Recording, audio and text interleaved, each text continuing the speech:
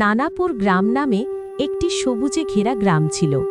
সেই গ্রামের জমিতে সারা বছর ফসল ভরা থাকত, কিন্তু হঠাৎ কয়েক বছর ধরে সেই গ্রামে বৃষ্টি হচ্ছে না। গ্রামবাসীরা বুঝতে পারে না কেন এভাবে হচ্ছে, আর তাই গ্রামবাসীরা কুয়োর জল বের করে ব্যবহার করত।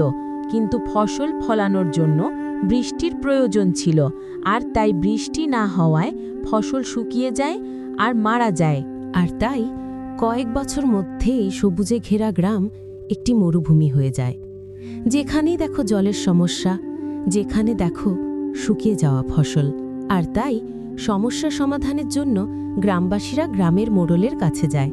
মোড়ল মশাই, কয়েক বছর ধরে আমাদের গ্রামে বৃষ্টি হচ্ছে না, যার কারণে আমাদের উপোস থাকতে হচ্ছে। আপনি কিছু একটা করুন, আর তা না হলে তো আমরা না খেয়ে মারা যাব। আমার প্রিয় গ্রামবাসী, আমিও এই গ্রামের। আমি চোখ দিয়ে সব কিছু দেখছি। বৃষ্টি না হওয়ার কারণ সরকারি কর্মকর্তারাও বলতে পারছে না, আর তাই আমাদের গ্রামকে অভিশাপ লেগেছে বলে আশপাশের লোকজন আমাকে রাগাচ্ছে। কিন্তু সরকারি কর্মকর্তারা আমাকে বলেছে সাহায্য করবে, শুধু একটু ধৈর্য ধরো। আর যতদিন না এই সমস্যার সমাধান না হয়, ততদিন আমাদের কাছে থাকা খাবার অল্প অল্প করে চালিয়ে নেব। এটা শুনে গ্রামবাসীরা সেখান থেকে চলে যায়। আর সেই গ্রামে কাণ্ঠু নামে এক যুবক থাকত। কাণ্ঠু গ্রামের এই পরিস্থিতি দেখে অনেক দুঃখী হতো, আর মনে মনে ভাবত, কেন গ্রাম এইভাবে শুকিয়ে যাচ্ছে, আর কেন জঙ্গল সবুজে ঘেরা আছে, আমি বুঝতে পারছি না। এটা ভাবতে ভাবতে কাণ্ঠু তার বন্ধু সাজনুর সঙ্গে দেখা করে। আরে কি রে বন্ধু, সাজনু, শুধু জঙ্গল সবুজে ঘেরা আছে আর আমাদের গ্রাম শুকিয়ে মরুভূমি হয়ে গিয়েছে, এসব কি বলো তো? তখন তার বন্ধু সাজনু বলে, আরে কাণ্ঠু, তোমার জানা নেই নাকি? আমরা তো ছোটবেলা থেকেই শুনে আসছি, জঙ্গলে একটি রাক্ষস থাকে। তার জন্যই জঙ্গল সবুজে ঘেরা থাকে, আর তার কারণেই আমাদের গ্রাম শুকিয়ে গিয়েছে। এটাই গ্রামবাসীরা বলছে। কি এটা কি সত্যি? কি ভাই সাজনু, ছোটবেলার গল্প তুমি এখনো মেনে চলছো? মানতে হয় ভাই, কিছু কিছু গল্প সত্যি হয়।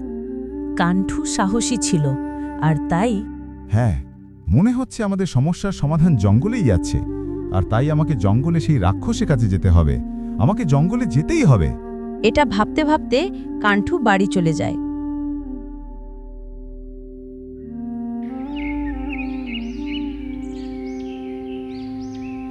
এর পরের দিন সকালে কাণ্ঠু কাউকে না বলে জঙ্গলে চলে যায়।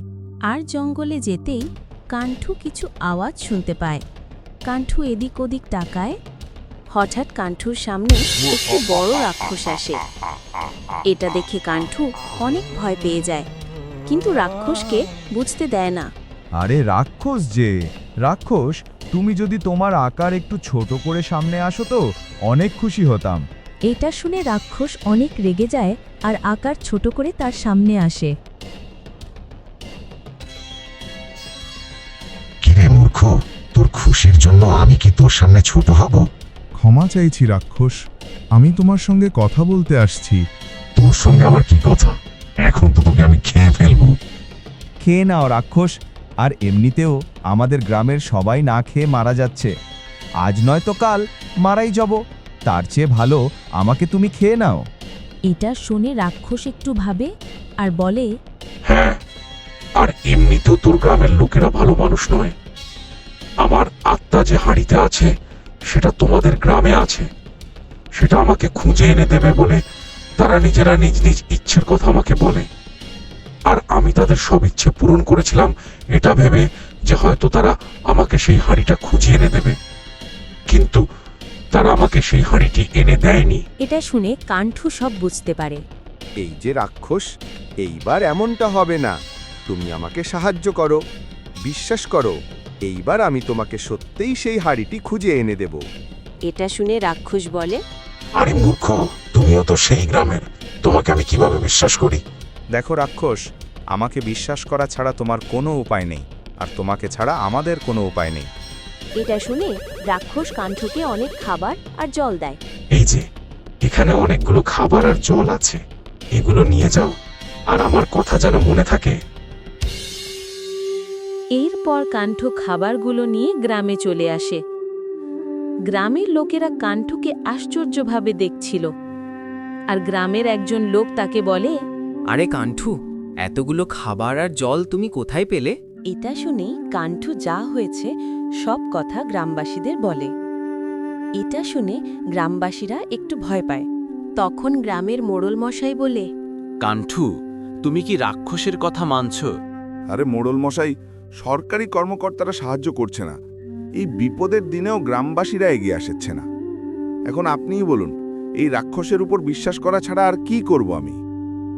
সে তো বলছে আমরা যদি তাকে তার আত্মা আছে সেই হাড়িটা যদি তাকে খুঁজে দিয়ে দিই তাহলে সে সেখান থেকে চলে যাবে। সে তো বলছে। এটা শুনে মোড়ল মশাই বলে, ঠিক আছে, ঠিক আছে। এই গ্রামবাসীরা, এসো আমরা খাবারগুলো খাই। তারা ক্ষুধার্ত থাকায় দেরি না করে তখনই তারা সেই খাবারগুলো খেতে লাগে।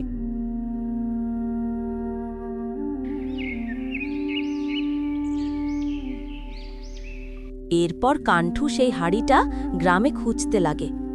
কাণ্ঠু অনেক খোঁজে, কিন্তু সে রাক্ষসের সেই হাড়িটা পায় না। এর কয়েকদিন পর কাণ্ঠু আবার সেই রাক্ষসের কাছে যায়। রাক্ষস তাকে আরও অনেক খাবার দেয়। কাণ্ঠু সেই খাবারগুলো নিয়ে আবার গ্রামে ফিরে আসে। এইভাবে বেশ কয়েকদিন চলে যায়। একদিন কাণ্ঠু গ্রামের নদীতে একটি হাঁড়ি দেখতে পায়। হাঁড়িটি বেশ অদ্ভুত ছিল। হাঁড়িতে রাক্ষসের মাথার ছবি আঁকা ছিল। এরপর কাণ্ঠু হাঁড়িটি নিয়ে জঙ্গলে সেই রাক্ষসের কাছে যায়। আরে রাক্ষস, ও রাক্ষস, কোথায় গেলে? দেখো, আমি তোমার জন্যেও সেই হাঁড়িটি নিয়ে এসেছি। রাক্ষস তার সামনে আসে। রাক্ষস কাণ্ঠুর হাতে সেই হাঁড়িটি দেখে অনেক খুশি হয়ে যায় আর বলে, ধন্যবাদ কাণ্ঠু, তুমিও তোমার গ্রামবাসীর মতো আমাকে বোকা বানাচ্ছ ভেবে এবার এলে তোমাকে খেয়ে নেব ভেবেছিলাম, কিন্তু তুমি তোমার গ্রামবাসীর মতো নও। তোমাকে ধন্যবাদ কাণ্ঠু। এটা বলে রাক্ষস কাণ্ঠুর কাছ থেকে হাঁড়িটি নেয় আর উধাও হয়ে যায়। এরপর কাণ্ঠু খুশি খুশি গ্রামে ফিরে আসে। কাণ্ঠু গ্রামে আসতেই বৃষ্টি আসা শুরু হয়।